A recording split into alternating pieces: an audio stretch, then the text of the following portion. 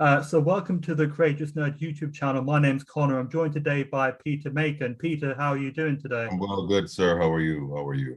I'm doing fantastic. Thank you for asking, and thank you for taking the time to chat with me today. I suppose, like, how are things for you at the moment, like where you are, like in your part of the world? I'm sorry, what did you say? Yeah, like how are things for you, like at the moment where you are, It's good, man. generally? No, I just got off of a plane and got into my hotel and figured out the Wi-Fi, jumped on, and it's just kind of like that's just kind of what's happening. And Hmm. these are champagne problems, not that they're problems at all, but like Right. it's running all day, and I have like what was I doing before I left here? I was with I have two boys.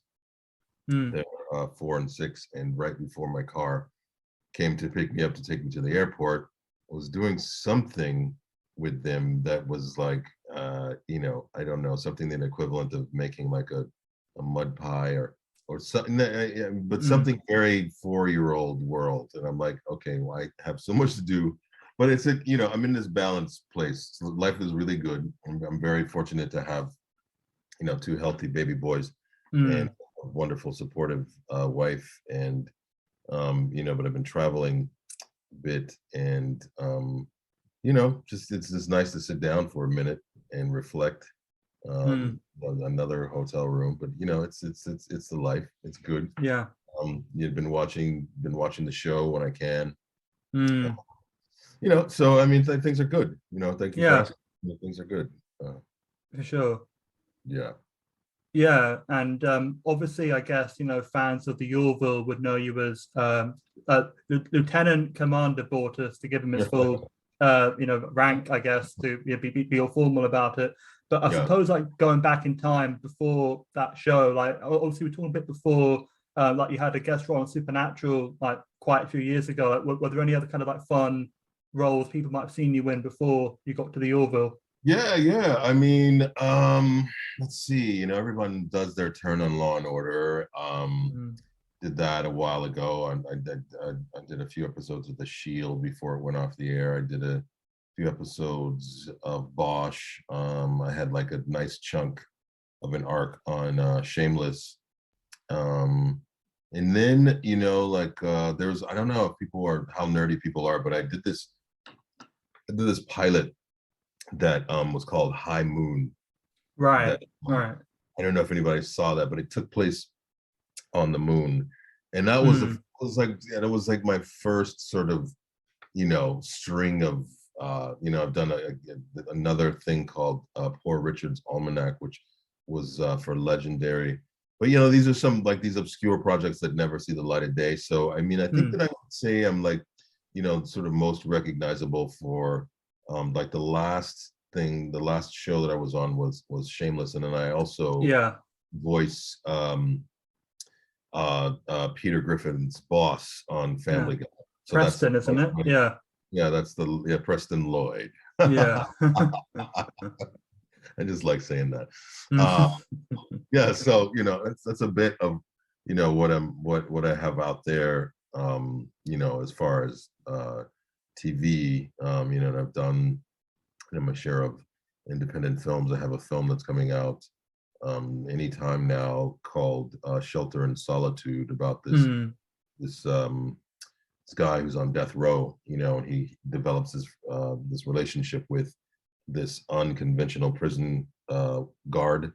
So that Yeah. should that either will be on Amazon or that will be out on the um, film festival circuits.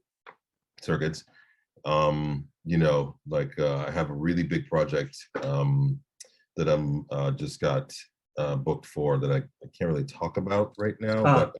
but it's pretty phenomenal. Um, Mm. but I grew up. When I say grew up, I mean professionally grew up Right. um, in the theater primarily Okay. on stage. So my last the last play that I was able to do was at the National Theatre of Ireland in Dublin at the Abbey Theatre. We did a production of Ah. Othello Yeah. there. And actually the last 4 plays, like last 3 plays before that was Othello, Othello, Othello, Othello. So I've done 4, 3 Othellos sort of back to back, back to back.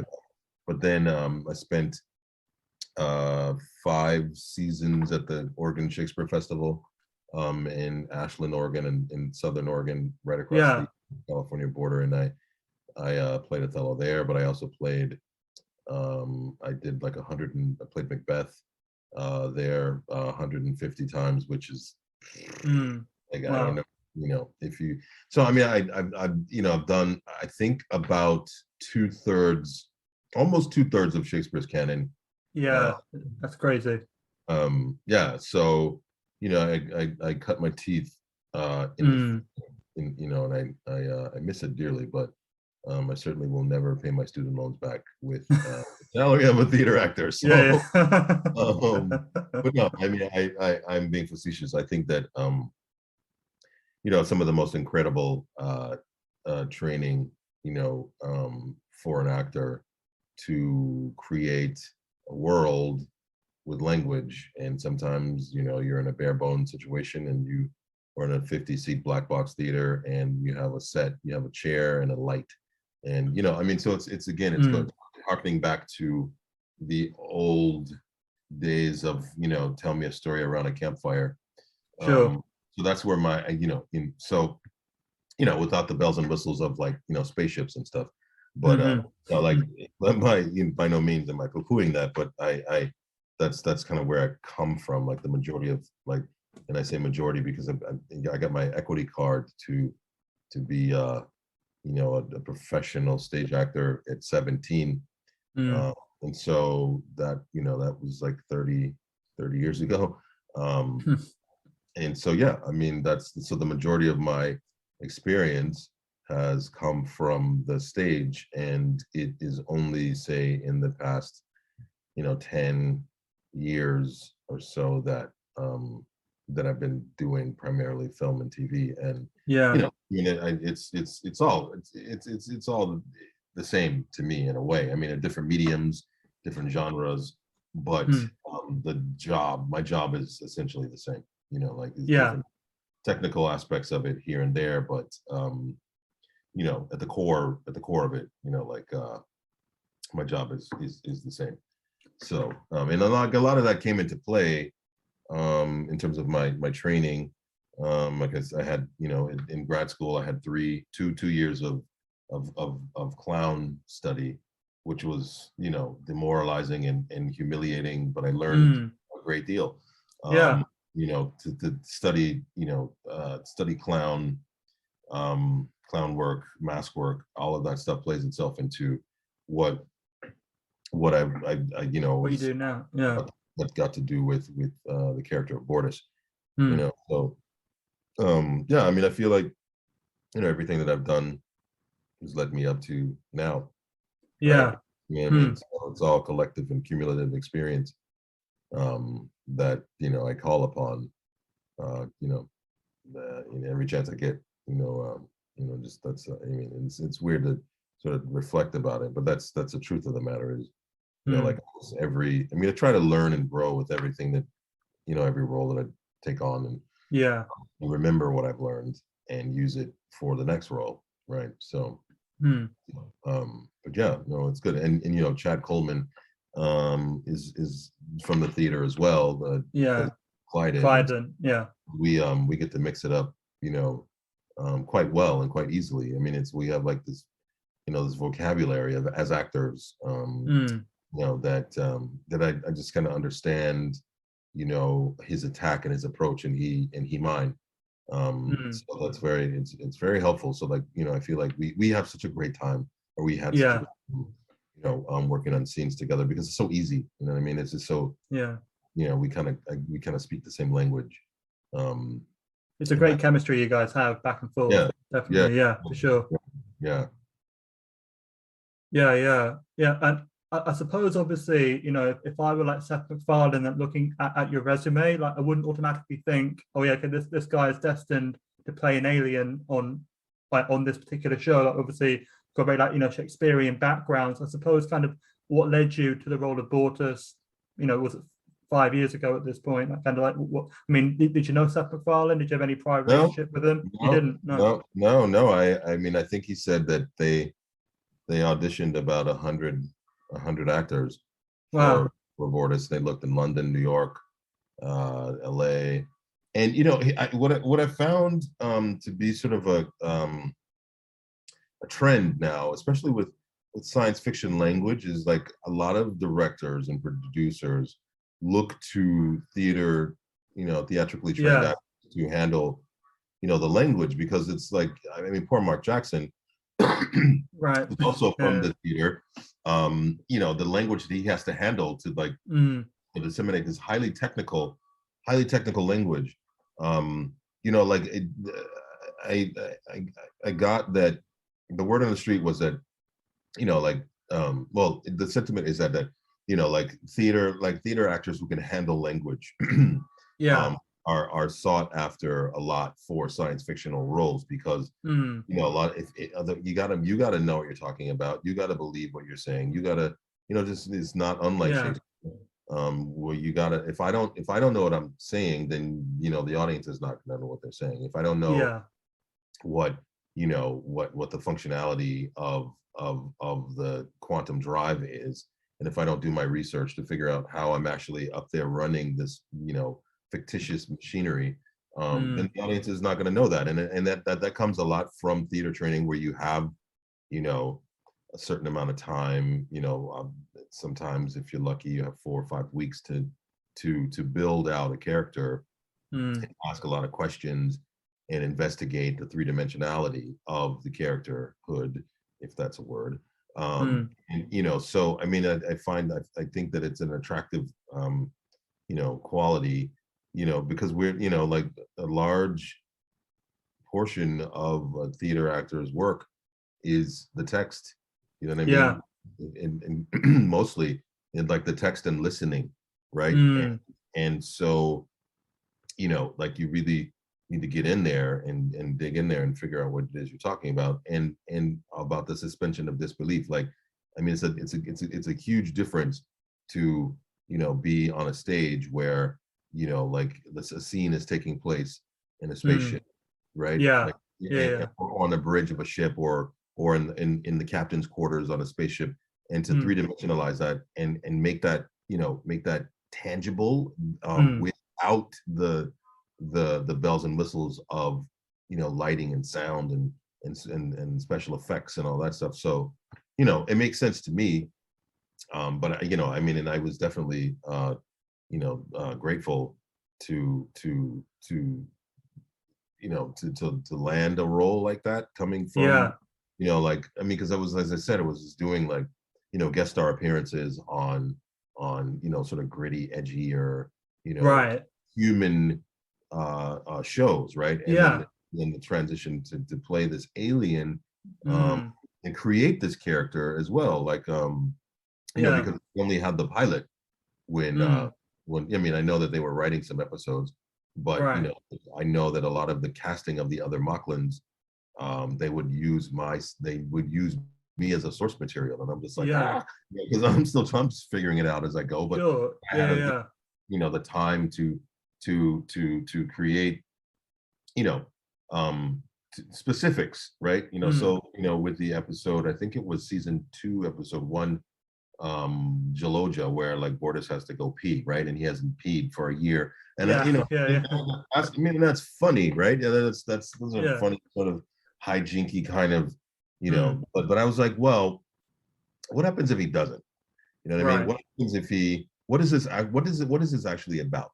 Right? And so I had to create this whole imagination stream. And, I didn't even catch that. of what it means to do this, and I got it down to the science of like, this is life or death.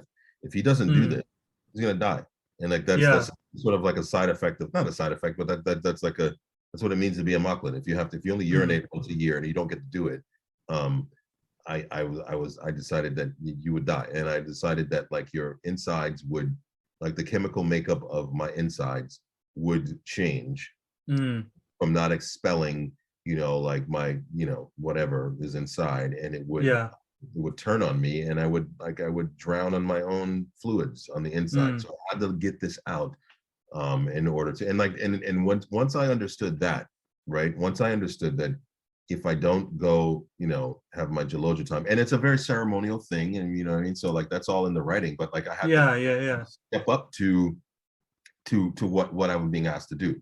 So, Mm. and again, I call that three-dimensionalizing the work. I mean, just like the imagination stream. And so therefore, like when I'm, it has like it has so much more value and depth, to the Mm. doing it, because it's like when I ask, like I need to do this, or I'm gonna die. And like when you Yeah. have life or death, circumstances, which you'll kind of usually only find in, well, you find that in Shakespeare a lot, but you find that in, a lot of August Wilson, or just a lot of, great Mm. writing, Susan Laurie Parks, great theater writers. But when your personal stakes are life and death, Mm. like you could, it's still funny, but like, Yeah. but like, but the show walks a very, interesting line between drama and comedy. I was Mm. saying dramedy, but it walks Right. this line. And in order for that in order for the drama to really be fully realized, so that the comic, so like my clown teacher said, without the possibility of tragedy, Mm. comedy cannot exist, right? Yeah. And what's funny about like a clown is that, clowns are innocent. Clowns are, like they're like our little ones that have been told no for the first time, or like our, Mm. like, like when I look at my children, and Right. in the span of, 3 minutes, they'll go from, like, this is the worst day of my life, this is the best day of my life, I hate you, I Mm. love you. You know what I mean? And like that's, and it's hilarious, because Yeah. so I pull all that in, to the creation of Bortus, because I feel like when you're dealing with an alien, a foreign identity, Mm. in order to make that character the most relatable in a universal way, like I had to find, like the common ground that we all walk, which is, life or death circumstances, the love Yeah. of the love of your child and your mate, your particular sense of duty and honor, and all of that stuff. And then once you tap into all this universal truth, then you could have 500 heads. You could be anything. Mm. It's like Yeah. you tap into like that through line of universality, like that, because human beings are watching this, right? So like you have Right. to Yeah. Yeah. create this whole alien landscape and world and identity, and then find like a bridge to, like our the human experience, because Mm. human beings are watching the show. And Yeah. so it all, I mean, so it's a lot of work that I enjoy, you know what I mean? It's Mm. not just showing up and looking pretty as Bortus is, but Right. but Yeah. yeah. I mean, so, sorry, go on. No, I Sorry. mean, I say I do all that work just because I am such a fan of the genre, right? Yeah. And Right. I'm such a fan of, yeah, the craft of making, telling the storytelling, that and I always imagine myself as an audience member, right? So I'm Mm. just like, I watch, stuff, and I'm hypercritical, especially of my own work, but I Yeah. watch things and I'm just like, they almost got this right, or I feel like, or I'm taken on a journey, you know what I mean? And I'm like, and I'm in tears. I'm ready to go. Like Mm. take me on a journey, and I'm happy. And so knowing that side of it, I try to fill as much on do as much on my end to to make that as best as it can be.